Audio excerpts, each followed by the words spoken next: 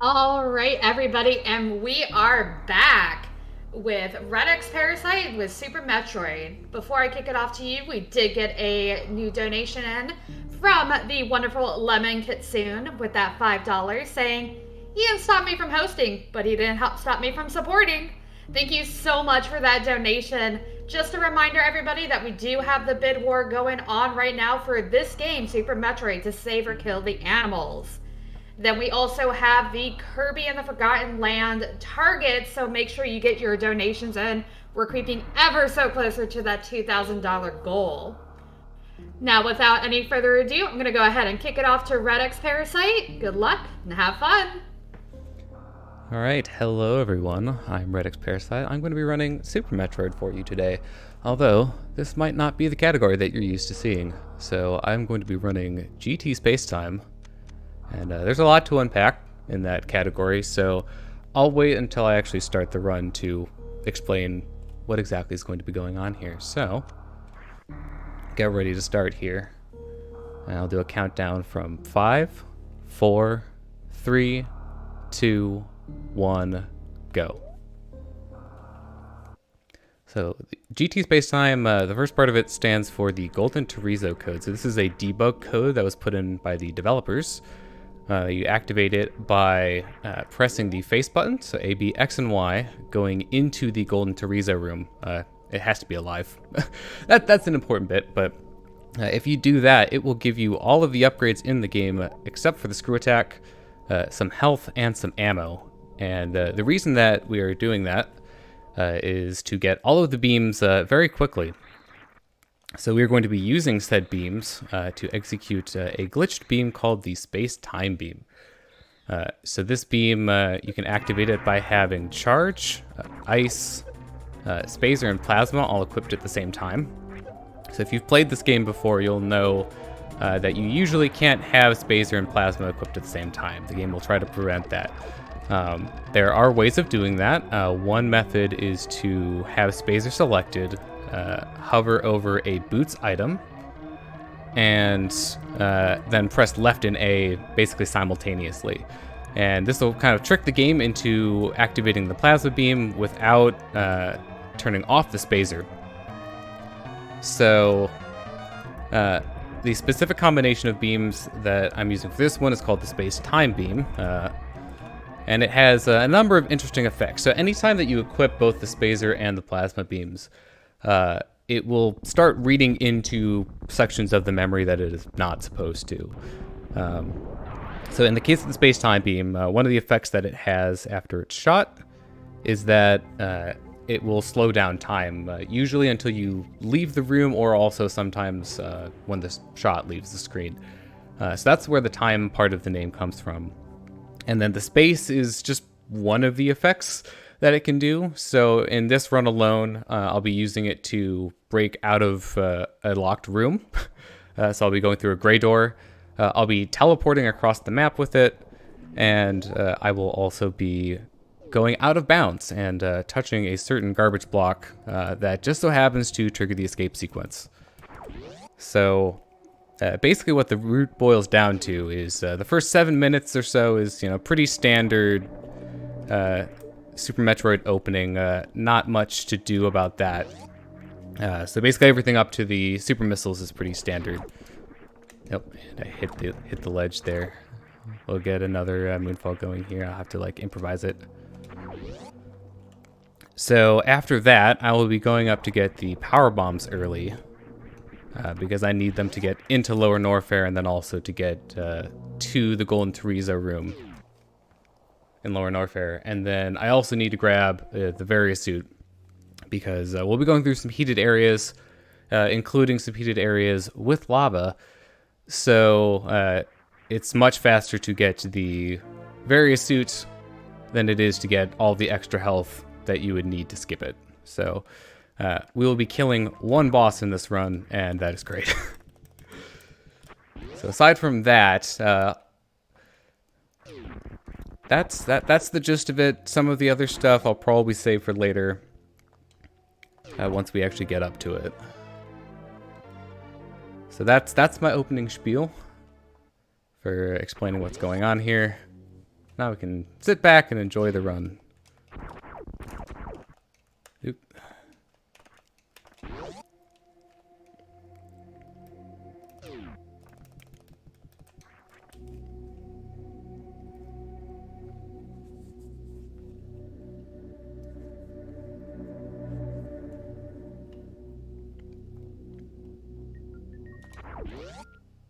I promise I'll say things that aren't just me messing up,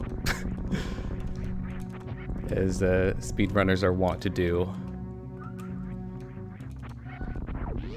So we've got the climb coming up here. It's a very, very tall vertical shaft, lots of wall jumping. Nope, did not get the spin jump there.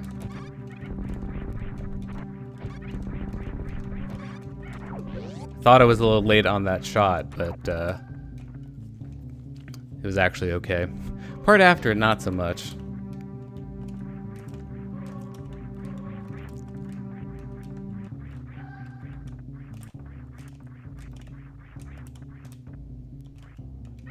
So we're heading over towards Trezo, and actually, I took some damage here before the boss, which unfortunately means Trezo can give me health drops instead of just missile drops. So this fight is going to get more interesting as a result.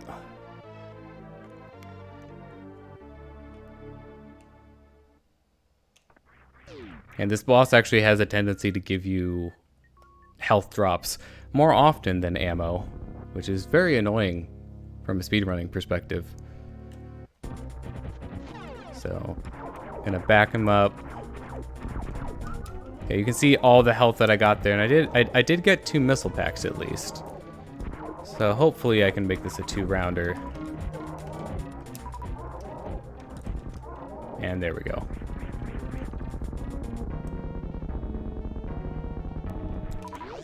Okay, just making sure that I got enough missiles.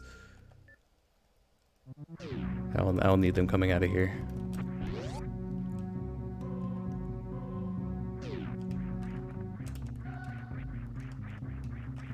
Nope. A little late on that.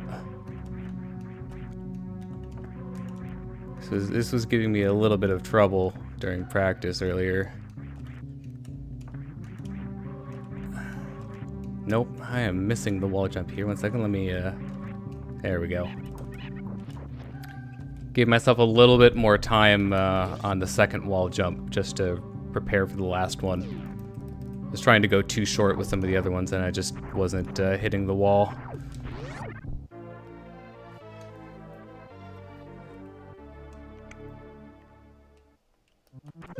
So one thing I'm going to do here is I'm going to kill these pirates just so I can preserve some health. There shouldn't be too much of a risk of dying, but there are a lot of spikes in the area with the power bombs. And I want to preserve as much health as I can going into that, just in case.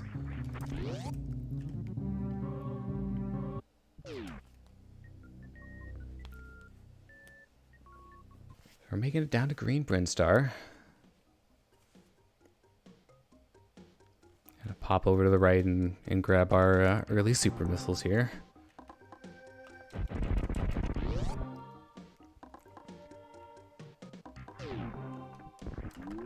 Nope.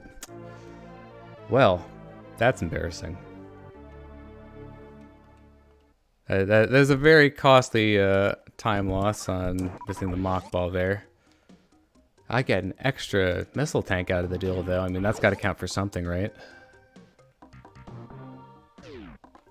There we go. That's what that's supposed to look like. So actually, I suppose an upside of this one is that there's a missile pack that I was planning on grabbing later, but since I got this one instead, I'll just go ahead and skip that. So that can help make up some time.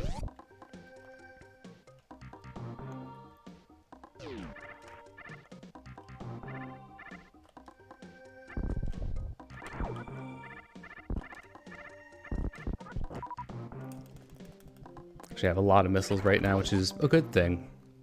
I will need some of them later.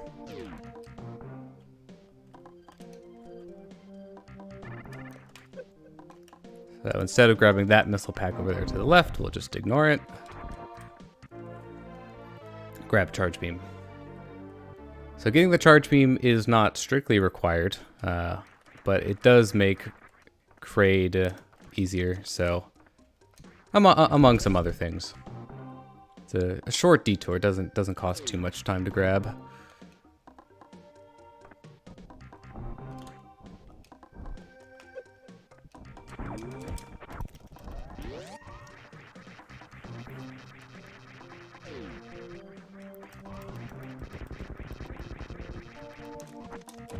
Alright, so we're coming up on early power bombs.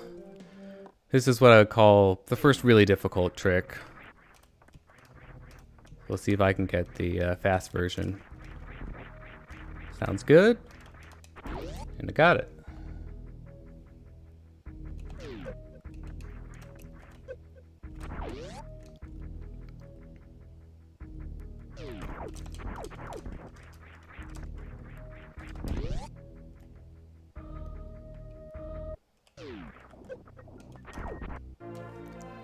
So we've got the power bombs now, so I'll be heading back out and down towards Kraid's lair.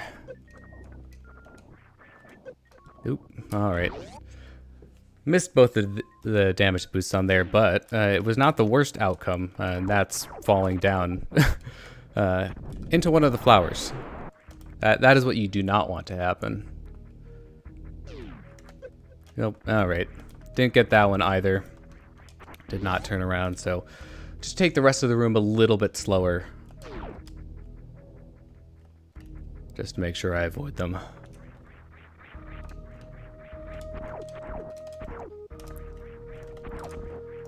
I'll do another moonfall here.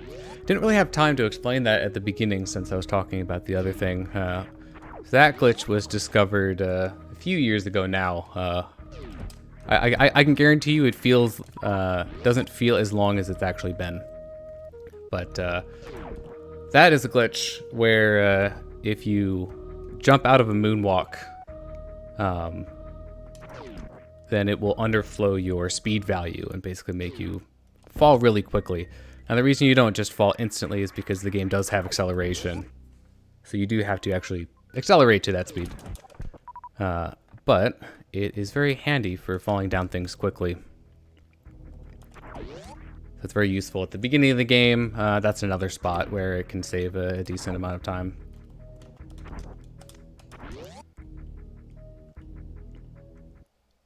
Actually got through the key hunters pretty cleanly there. That does not always happen. Because I'm trying to hit a 1 block wide gap with just a normal power beam shot.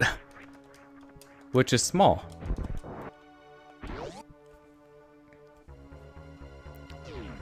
So everyone say hi to Kraid. Hopefully if I do this right, he won't stand up.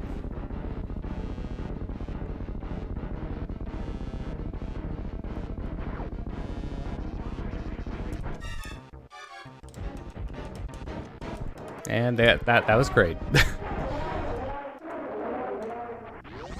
Kraid featured in multiple runs, still didn't get into double-digit seconds of screen time.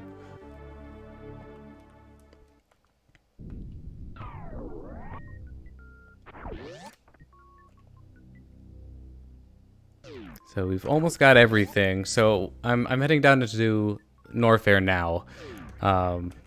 I will be grabbing an extra energy tank here on the way. I'm gonna have to stop here to get some ammo because I ran out. Give me ammo, please.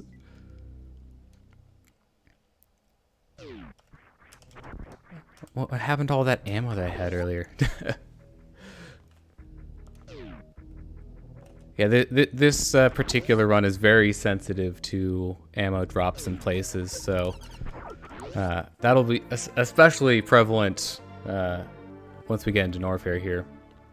But I'm grabbing this energy tank. You can do it with 2. That is the minimum that is required. But you know, obviously for safety, 3 gives me a little bit more breathing room.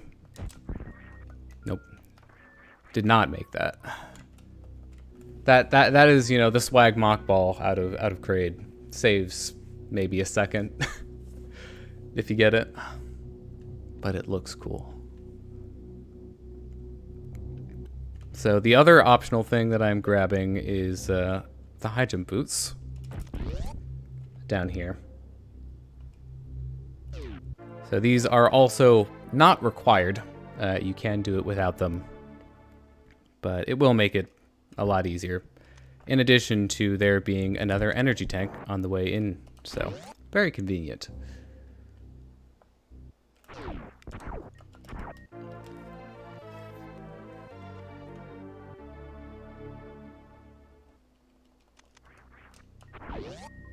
So I'm going to go out, not the intended way,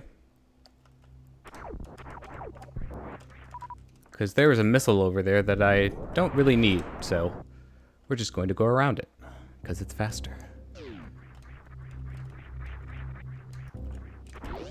So as we're going through Lower Norfair here, I'll explain the next part of the run that's coming up here. Cool. I got the RNG pattern on those hopping enemies that makes me look good. Basically, they have a random chance of either hopping low or hopping high. With my current set of beams and missiles, yeah, I would not have been able to kill both of them while maintaining run speed.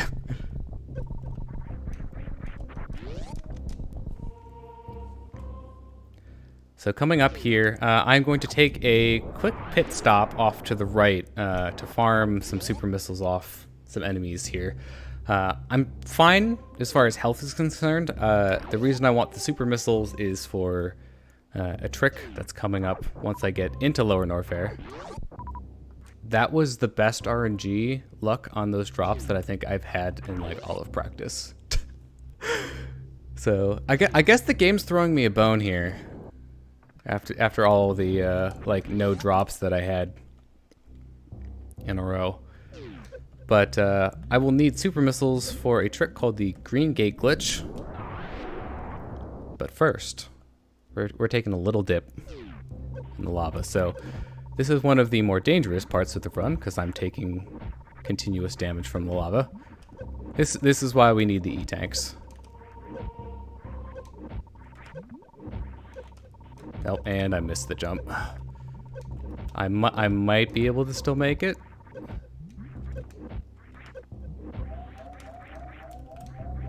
Very scary. So that's why I brought the extra health. This is going to make the last part very interesting, because I was definitely planning to have a lot more health than I do. But anyways, before we get to that, I need to open a green gate from the wrong side. So there's a green gate coming up in the next room. We are not entering the Golden Frieza room from the front. I should specify. So we are entering from the back. All right. Well, that worked out at least. So I'm just going to take this like really careful. It's fine. We'll get the health back once we actually get in to do the glitch. So this is going to be very rapid fire coming up here. So doing the Golden Frieza code now. You can see my suit changed. Look at all of the things I have. Gonna charge it up, jump, fire super missile, buy Golden Frieza. Then I'm gonna go up in this pocket, charge it again, fire super missile up and to the left, and immediately turn around. So that's gonna warp me back to the launch site. I'm currently out of bounds, so I need to line myself up right about here, and then I'm listening for an audio cue. All right, cool. That is the door that I wanted to land in. So I am now in the room to the right of the landing site called the parlor. Gonna line myself up with the ceiling. That stalactite on the ceiling there. Charge the space-time beam again. Take off all the beams. Fire it up and to the left. And there's the slowdown. And then I'm gonna fall 1, 2, 3. Oh, jumped a little too early on that. Also, resaving or killing the animals, I need to know. Right about the chat has spoken. now. Save the frames, kill the animals. All right, well that's time then. Sorry for the lack of warning. Oh no, The it's fine. the ending That was the so ending of the quick. run comes very quickly. Yeah. I think that's the fastest I've ever seen this done. GG. It is the fastest conventional category that humans typically run. All right. Let's see. And your So ending that's time, 1834. yeah. Considering all of the mess ups at the beginning and missing the lava dip once, not bad.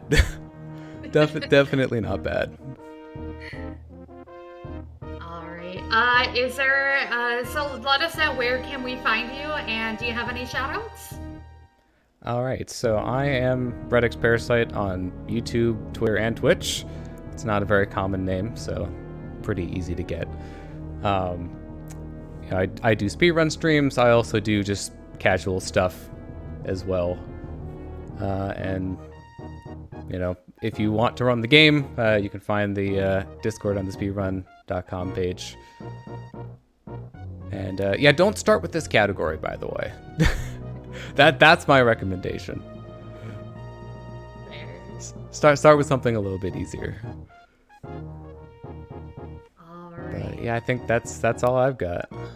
Awesome. No, thank you so much for the run. That was a ton of fun. All right, everybody, this is actually going to be the end of my hosting shift. I know we are all sad, but you know what? We're going to have some good news. We have Lemon Kitsune taking over. So I'm going to go ahead and pass the proverbial torch over to them. And yeah, have fun, everybody. Thank you very much, Mirane. I hope I said that right. You did. All right, then. Everybody please be ready and make sure you donate as soon as you can. If we have several prizes, we have donation incentives left to go. I'm trying to get all this information all into my head all at once. And just give me 2 more moments, please. But we did have a donation from my mother, $10 that Mirane left for me to say, and I appreciate that very much. My mother was very happy that I was doing this.